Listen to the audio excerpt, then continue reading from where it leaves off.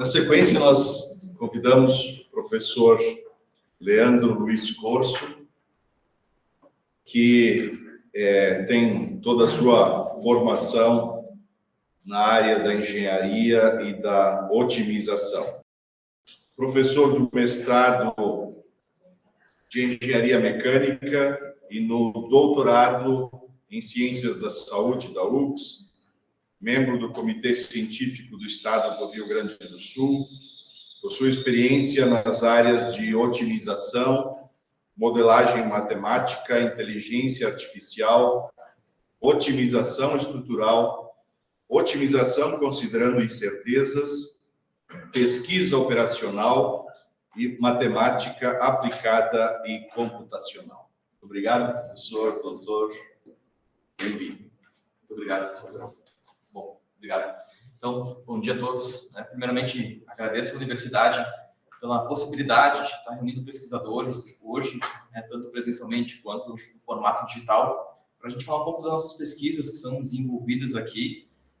E já de antemão eu vou falar um tema que, obviamente, gosto muito, mas tem uma equipe de pessoas fantásticas aqui na universidade que trabalham integrados a mim. Então, a gente vai falar de modelagem matemática para o desenvolvimento. O foco específico do que eu vou comentar para vocês é focado no projeto da inteligência artificial no combate ao Covid. Então, para falar um pouquinho da história, o princípio da modelagem matemática, talvez isso já seja comum para muitos aqui presentes, mas a gente sabe que não é de hoje. O conhecimento matemático que a gente tem hoje, que nós aplicamos hoje, ele não vem de agora, vem de muito tempo. Inclusive, muito se perdeu ao longo desse tempo. E hoje nós estamos resgatando muito desse conhecimento. Então, hoje nós temos grandes avanços associados da matemática e tecnologia que permitem hoje a gente alçar voos que a gente talvez pudesse, há 10, 5 anos, não imaginar que seria possível. Então, nós estamos nesse crescente, e nós estamos tentando seguir, nesse sentido de acompanhar tudo o que acontece. E o projeto relacionado aqui, ele tem muito desse viés, de nós buscarmos o que existe de tecnologia de ponta para que a gente pudesse trazer para a sociedade uma ferramenta benéfica. Então, onde que surgiu a primeira ideia do que a gente tem da modelagem matemática moderna? Eu vou considerar aqui o termo pesquisa operacional como um termo macro que abrange todo o conceito que a gente tem de modelagem matemática, e a gente tem que em 1917, os barcos alemães estavam atingindo os navios britânicos, estava uma taxa de 10% de acerto dos alemães. O que acontece? As decisões eram empíricas do governo britânico. Ou seja, eram pessoas que, muito bem intencionadas, tomavam as decisões pensando no melhor. O que acontece? Talvez não estivessem sendo efetivos o suficiente. Então, todo aquele conhecimento que era empírico passou por uma modelagem matemática, de matemáticos, efetivamente, que foram trabalhar com o governo, e a taxa passou a 0,5%.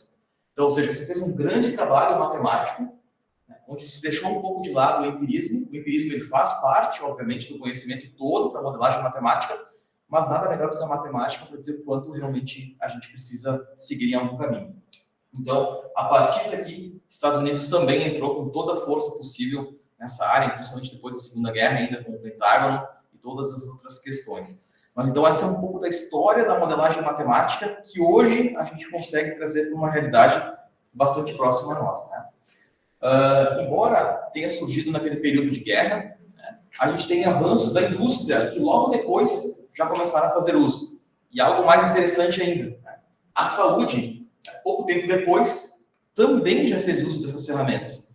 Então a gente tem ali muitas pessoas que notaram aquela possibilidade, embora a gente saiba que a guerra traz malefícios gigantescos, mas usaram aquele conhecimento para o benefício da sociedade. Tem 2 filmes que eu gostaria só de colocar para vocês que retratam 2 pesquisadores que ao longo desse trajeto todo, que a gente tem hoje de modelagem matemática, ficou evidenciado. Obviamente não são só eles, tem muitos outros aí no meio do caminho, mas John Nash, que trabalhou com a teoria dos jogos, um filme Uma Mente Brilhante, ficou uma sugestão de filme, embora o filme retrate um pouquinho mais da vida dramática dele, complicada, talvez muita gente tenha esse mesmo problema que ele, mas fala um pouquinho do desenvolvimento que ele fez na história, e ele foi ganhador do Prêmio Nobel de Economia, inclusive. E aqui ao lado, nós temos o Alan Turing, criador da máquina de Turing. essa máquina ela foi responsável por quebrar os códigos criptografados do governo alemão nazista. Então, foi um grande empenho que foi feito por uma equipe britânica também naquele momento, e ele foi o principal responsável. Então, ficou uma sugestão de filme para a gente ver um pouquinho da história desses personagens. Né? Obviamente, isso se expandiu em termos de aplicações, de ferramentas pelo mundo. Né? A gente não está falando de uma ferramenta apenas, a gente está falando de um conjunto de ferramentas poderosíssimas que acabou surgindo, né, regrado aqui com um termo que eu vou chamar de otimização. Então, o mundo se expandiu, né, com possibilidades de a gente obter os melhores benefícios utilizando a matemática. Em paralelo a tudo isso que eu estou comentando, a gente tem um nosso termo bastante atual hoje, chamado de inteligência artificial. Né? Não preciso explicar os conceitos, obviamente, aqui, mas a gente percebe que lá em 43, a gente já tinha trabalhos que retratavam a inteligência artificial que hoje são uma realidade nossa. Hoje nós estamos concretizando muito do que esses artigos colocaram como suposições do passado. A gente percebe o seguinte, por que será que só hoje a gente está conseguindo concretizar isso? Tecnologia e multidisciplinaridade. Então, dentro do nosso grupo de pesquisa aqui na universidade, a gente tem diversas aplicações que envolvem modelagem matemática, que eu falo de uma pequena parte, por mim aqui, obviamente, né? Mas tem outros colegas que também trabalham na indústria, logística, manufatura, segurança pública, na área educacional, inclusive a parte social, financeira, e hoje o foco que eu vou dar aqui é um pouquinho mais voltado para a área da saúde, onde a gente integra os programas de pós-graduação da Engenharia Mecânica, aqui de Caxias do Sul, e também o PPG de Ciências da Saúde, também aqui de Caxias. Então, a gente está fazendo uma integração de pesquisadores, pensando em um projeto que realmente levou em conta uma boa parte que a sociedade estava sentindo no momento.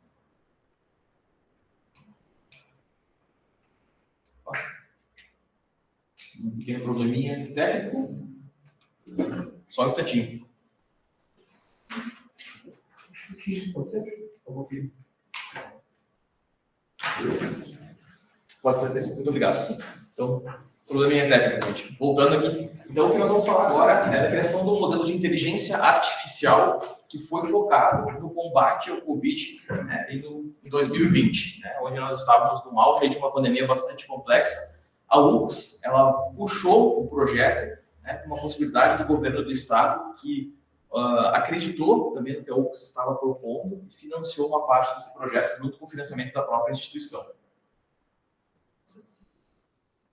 Talvez muitos de vocês tenham visto esse mapa que está aqui na tela.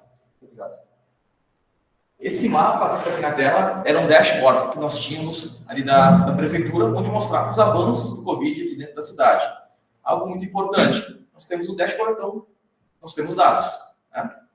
Então, o que a gente levou em conta? O que estava acontecendo naquele momento crítico? Bom, esse aqui é um mapa que apenas mostra o comportamento dos leitos que nós estávamos tendo entre SUS e privado, que a gente muitas vezes acha que existe grande diferença, só que chegou um momento que não existia mais diferença alguma no que estava acontecendo. Né? Leitos privados, SUS e, obviamente, todo mundo trabalhando para o benefício da sociedade. Só que aqui tem um ponto importantíssimo nesse gráfico, que está aqui. Nessa parte inferior, a gente mostra necessidade de aumento de leitos. Ou seja, tudo que se colocou de criticidade com relação à falta de leitos, falta de recursos, nós vimos acontecer aqui. E vimos, em termos de UX, mas muitas entidades que estavam conosco trabalharam junto com essas informações. Então, nós tivemos, aqui é um gráfico que mostra os avanços do Covid em Caxias ao longo do período. Percebam nesse círculo vermelho o que aconteceu com a cidade. E aqui a gente consegue retratar exatamente aquela curva exponencial que se fala para esse tipo de pandemia. Nós estávamos passando exatamente por isso. E aí vem aquela grande preocupação. Como nós vamos remanejar os recursos? Quantos leitos nós vamos precisar? Então, passamos por analisar os dados que nós falamos antes, que estavam no dashboard, e alguns pontos nos deixaram muito preocupados. Nós vimos ao avanço do tempo, que está nesse eixo, os leitos ocupados nesse outro eixo, uma criticidade enorme, uma possibilidade de um colapso do sistema de saúde. E isso o modelo estava apontando em 3 semanas a partir do momento que nós fizemos a projeção. Então, realmente foi um momento muito crítico, né, onde os modelos matemáticos estavam apontando para uma situação bastante crítica se nada fosse feito. Ou seja, se a gente mantivesse o mesmo padrão do que nós estávamos fazendo de tomada de decisão, nós teríamos um colapso. E aqui em Caxias. Então, muitos dados estavam sendo gerados e muitas análises começaram a ser feitas por equipes multidisciplinares, puxadas aqui muitas vezes por nós, aqui da UX, mas estávamos presentes conosco, prefeitura, SIC, entre outras entidades, aqui todo mundo preocupados em como utilizar da melhor forma possível os dados. E aí nós fizemos, então, um ampliamento do modelo matemático para que todas as informações que estavam sendo geradas pudessem estar na mão de quem estava tomando decisão. Então, em reunião com esse grupo multidisciplinar, nós dividimos a cidade em regiões, né, sub-regiões, vamos dizer assim, para que a gente pudesse ter um mapeamento detalhado do que estava acontecendo, onde é que era o problema dos focos, efetivamente. E aí nós conseguimos avançar com o modelo. A nossa ideia, quando nós escrevemos o projeto, era conseguir fazer o cruzamento, inclusive do CPF das pessoas, para saber onde é que ela estava realmente, né, se infectando com o Covid. No trabalho, onde essa pessoa trabalhava. Nós tivemos uma questão com a série que foi desenvolvida ali na Lei Geral de Proteção dos Dados, a gente não conseguiu abordar nesse nível, né? Mas a gente conseguiu pegar por regiões e analisar, criar indicadores e métricas apontando onde estariam a criticidade, né, das infecções. Ou seja, não só naquele momento, projetando para frente, onde é que nós teríamos focos maiores, levando em conta um aprendizado do modelo de inteligência artificial com os dados históricos. Então, ressalvo aqui a importância dos bancos de dados, né? Essa aqui é uma parte do que a gente teve no modelo matemático, onde nós conseguimos projetar ao longo do tempo nuvens que mostravam temperaturas, curvas de calor, né, mapas de calor dentro do mapa da cidade, apontando, né, onde é que nós poderíamos ter criticidade ali com relação a focos. E algo que eu quis mostrar para vocês aqui também, nesse gráfico que está aqui, é o seguinte: vocês percebem essas linhas todas na vertical, aqui, vermelhas tracejadas? Aqui nós temos um eixo que mostra os dias e aqui o nível de infecção de uma das regiões. Cada linha vermelha que vocês estão vendo na horizontal foi uma necessidade de mudança do modelo matemático. Então, se nós utilizássemos conceitos que muito tempo eram regrados, olha, desenvolve um modelo matemático e deixa ele funcionando e resolve, nós não teríamos conseguido atingir os objetivos, porque existia a necessidade de pessoas com conhecimento na modelagem matemática e inteligência artificial para atualizar esses modelos de forma periódica. E a gente fez aqui pela UX. Então, aqui são algumas telas do que a gente tem de desenvolvimento matemático. A gente utilizamos a programação feita em Python e reuniões que foram desenvolvidas com pessoas que trabalharam nessas tomadas de decisões. Muitos de nós, inclusive, pegamos Covid, né, ao longo desse trajeto, indo a campo e foi necessário. Né, então, ressalvo aí que teve uma equipe bem forte, bem intensa para que esse projeto fosse para frente. Né.